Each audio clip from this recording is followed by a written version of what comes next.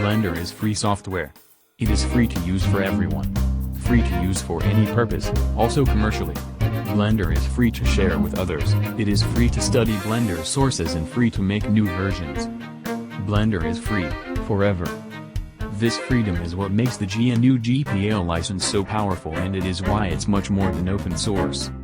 The license simply prevents anyone to put restrictions on Blender. That protects users as well as everyone who contribute to Blender. If you decide to contribute to Blender, whether as Python script or as C++ code, you are required to agree on this freedom. You can keep all rights of your own work, but if you publish or sell or share Blender code, you do it under the same conditions, just as free as Blender is. The GPL has often been called infectious. I think that's a negative and misleading frame.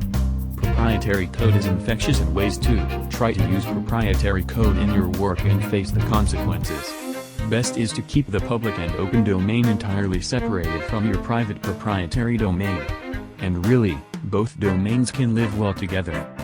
You can create bridges between the domains. This is how Blender can work with other proprietary tools or engines. The bridges, if using Blender code, have to be fully GPL compatible. The closed software such bridges lead to cannot be bundled. It's up to your own, or the users, concerned to connect it. In the past years, developing and selling Blender add-ons grew into quite a big market. We've all seen fantastic and powerful scripts doing amazing things. Great add-on coders indeed. But also, what an incredible API these C developers made for Blender. Blender's scripting API is an integral part of the software. Blender add-ons work, look and feel like Blender features. And as for any other Blender feature, that means, it has to be free and free forever. Paying for an add-on can only mean access to the add-on download service. Offering it to you as GNU GPL. Your freedom as a user and developer is guaranteed. I've always interpreted free software and the GNU GPL as a means, not a goal. It just works fantastic for Blender.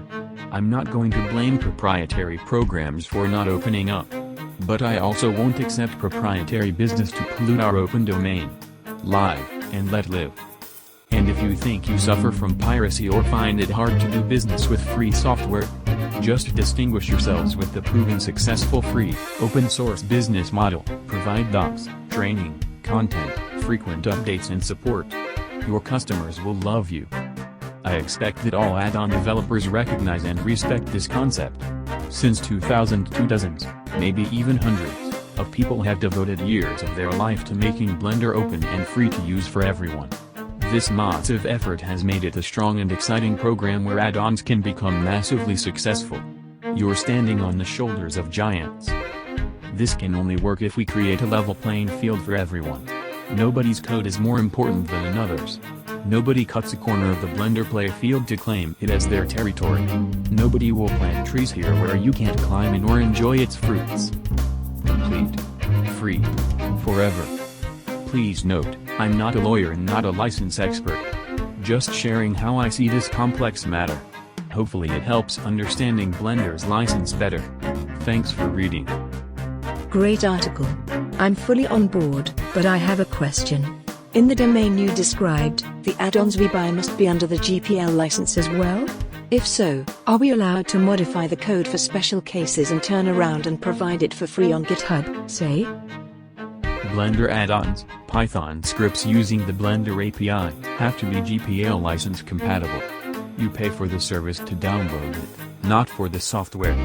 Never feel bad about harming any GPL developer by sharing his code. Sharing is an act of love. And that's why Blender can never have AAA third-party add-ons, because it's not a good business model. You'll have to accept the fact that if you sell one, then you have no rights if it gets shared or redistributed or someone else resell it. Also, this is the reason that I see why Blender depends on small add-ons and you have to get tons of them to do the simplest tasks. Yeah, distribute all paid add-ons for free. You will see that the devs will no longer continue to update them. Nobody will do it and they will die like many other add-ons without a dev. These devs make their living with add-ons. They will never make the same amount of money on support. This is ridiculous. and the dev fund will never reach that amount of money. So, say goodbye to great add-ons and great add-ons developers. With that, less users and less funding. This is a virtuous circle and you want to break it. Disappointing post.